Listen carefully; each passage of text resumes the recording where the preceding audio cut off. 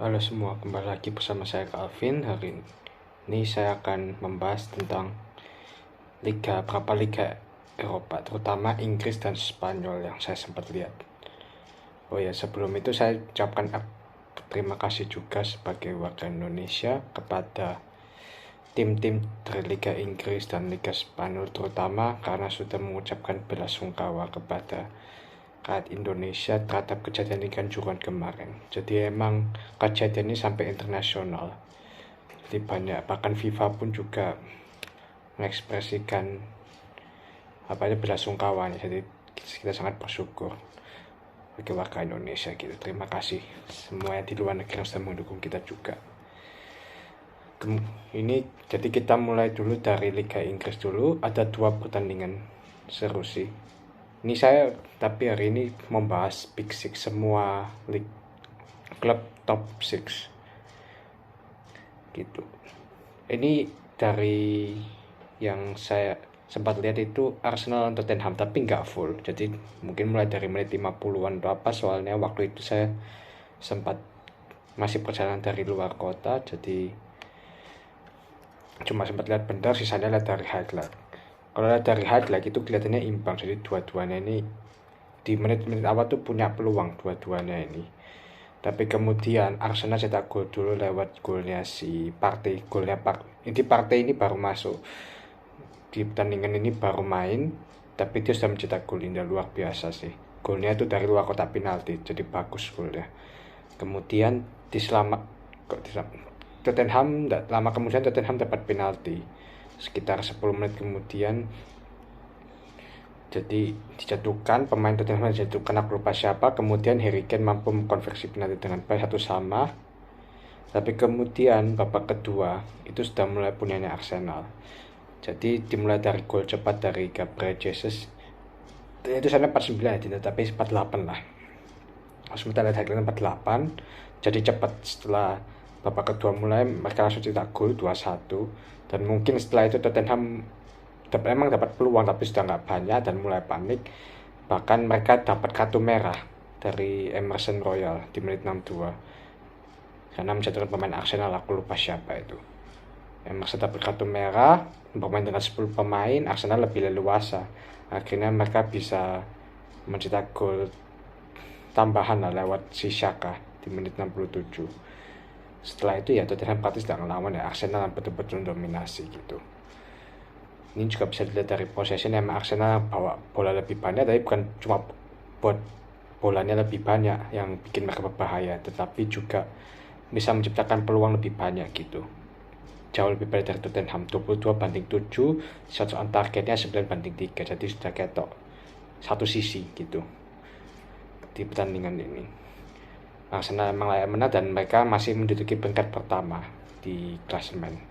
Sementara kemudian lanjut ke Chelsea ini aku nggak sempat nonton, jadi karena aku juga nanti nontonnya Liverpool, itu nonton Liverpool aja. Jadi Chelsea aku nggak sempat nonton, tapi aku sempat lihat highlightnya juga. Jadi yang secara mengejutkan si Crystal Palace ini unggul duluan lewat si Edward di menit 7. Itu ya golnya cukup indah ya. Ya mirip-mirip kayak gol Haaland ketiga lah, cuma gol Haaland kedua, gol keduanya Haaland gitu. Nanti yang saya juga akan bahas di City lawan United itu. Jadi dia dijaga tapi dia masih bisa mencetak ke gawang. Dan juga tapi kemudian si Obama yang di menit 30-an itu dapat peluang. Jadi dia itu bukan dalam posisi ideal sebenarnya teman-teman, tapi dia mampu menendang, memutar balikan badannya. Kan posisinya kan pertama membelakangi gawang, kemudian dengan memutar badannya menendang ke kaki kanannya dan cetak gol. Itu gol yang cukup indah sih kalau saya bilang. Tapi sebenarnya di pertandingan ini Palace yang lebih megang kontrol pertandingan. Chelsea agak susah berkembang gitu Chelsea. Dan ini pun golnya kan baru, gol kemenangannya kan baru di menit-menit terakhir, di menit 90 lewat si Gallagher. Kalau nggak ada Gallagher 1-1, itu pun lewat skill individu. Jadi mungkin taktiknya ini, mungkin si Graham Potter ini kan pelatihnya ini kan masih baru, jadi masih mau coba-coba paling. Yang aku kaget pertama aku lihat di internet formasinya itu 4-2-2-2. Itu mirip formasinya Rangnick musim lalu. Jadi dia pakai 2 attacking midfielder di Mason Mount dan Kai Havertz, kemudian 2 penyerang Sterling sama Aubameyang, dan 2 midfielder Jorginho sama si Kovacic. Jadi 4. Tapi aku ada lihat lagi di apa itu, kalau nggak salah di highlightnya itu aku lihat 4-3-3, jadi aku bingung yang mana yang benar. Mungkin di Netherlands lebih pas, mungkin 4-2-2-2 formasinya. Ya ini agak aneh sih, tapi ya terus buat 3 poin ya semoga Chelsea bisa meneruskan tren positif ini aja dan bisa lebih meningkatkan permainan lagi, karena meskipun menang tapi banyak yang masih harus diselesaikan oleh si Potter ini.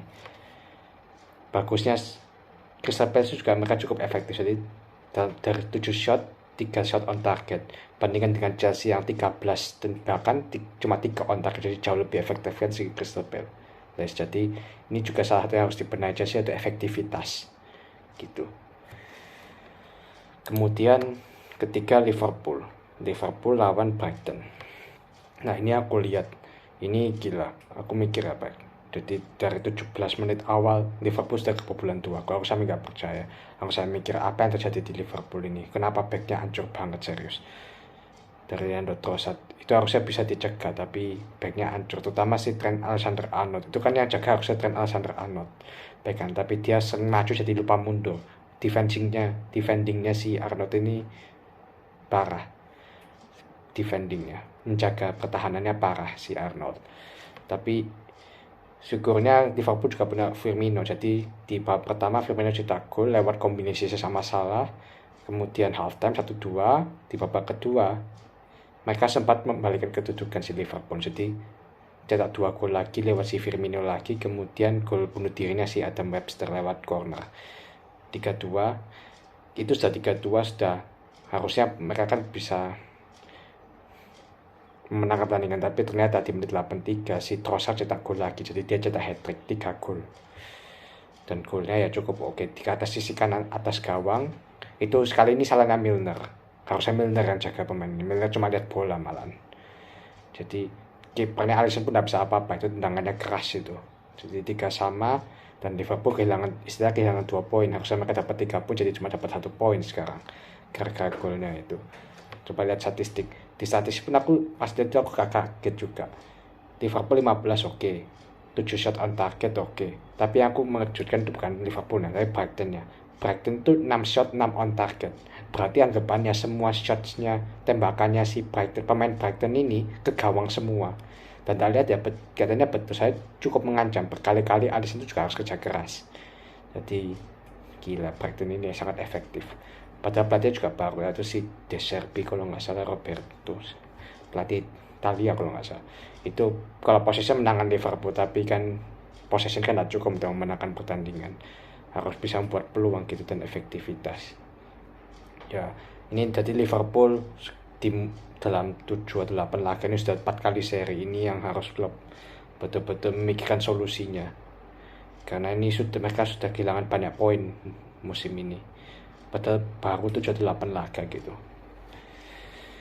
Nah kemudian ya, di pertandingan geng kesan terakhir yang paling seru menurut saya itu Manchester City lawan Manchester United. Skornya 6-3, gila ini salah satu pertandingan terbaik yang pernah aku lihat seumur hidup. Jadi dan City lah yang menang. City cetak gol cepat lewat Phil Foden di menit 8, kemudian si Haaland di menit 34, Phil Foden di menit 4, Haaland lagi sih menit 37, baru Phil Foden lagi di menit 44. Jadi anggapannya babak pertama sudah 4 gol. 2 gol itu salah Varane, karena Varane tidak mampu memblok tendangannya si Phil Foden dan Haaland ini. Itu juga kemudian gila, kompak banget 2 orang ini. Haaland kasih assist ke Foden juga, jadi Haaland sama Foden ini kompak banget. Dan yang aku masalahkan adalah ya MU kan di pertandingan ini pasti ngincar counter soalnya mereka kalah kualitas, tapi masalahnya depannya tuh nggak ngepres. Si Sancho atau Rashford itu siapa lupa loh, Sancho Anthony apa nggak ngepres. Jadi itu bakal sampai Nathan Ake, itu ada satu momen di mana Nathan Ake maju ke depan bawa bola sampai tengah lapangan tuh nggak dijaga. Nah, aku mikir kan kalau memang mau kayak counter kan harusnya at least di press lah, ditekan, cuma jalan kaki. Jadi itu yang mungkin kesalahan pemain MU juga. 4-0 di babak pertama. Kemudian babak kedua sedikit mendingan, mungkin karena si City agak menurunkan tempo pemain, jadi MU mulai bisa cetak gol lewat si Anthony di menit 56. Kemudian tapi ternyata mungkin cuma ngeprank ya, jadi ternyata habis golnya Anthony si City cetak gol lagi lewat Haaland dan Foden lagi, dua begini. Kemudian baru MU di menit-menit akhir memperkecil kedudukan lewat golnya si Martial di menit 84 sama 91 itu pemain pengganti lah Martial. Yang uniknya adalah pemain City ini yang cetak gol semua kelahiran 2000 semua, gila berarti masih muda. Sama MU juga si Anthony itu 2000 semua, ya pemain muda semua, gila. Yang ya mungkin bukan kelahiran 21 ya, mungkin cuma Anthony Martial kelahiran 95. Lihat dari statistiknya 22 ya, jelas-jelas dari sisi manapun City jauh lebih unggul sudah. Possession, shots, aku nggak perlu baca statistiknya kan juga bisa di internet. Dari segala sisi emang menguasai. Jadi anggapannya City ngajarin MU pemain bola. Gitu sih, singkatnya gitu. Kemudian tadi ada juga satu spesial, jadi ayahnya si Haaland datang. Itu mungkin yang memacu semangatnya Haaland juga. Apalagi Haaland sebelumnya dia ngomong dia sangat ingin ketemu MU dan akhirnya terkabul dan dia bisa cetak hat-trick.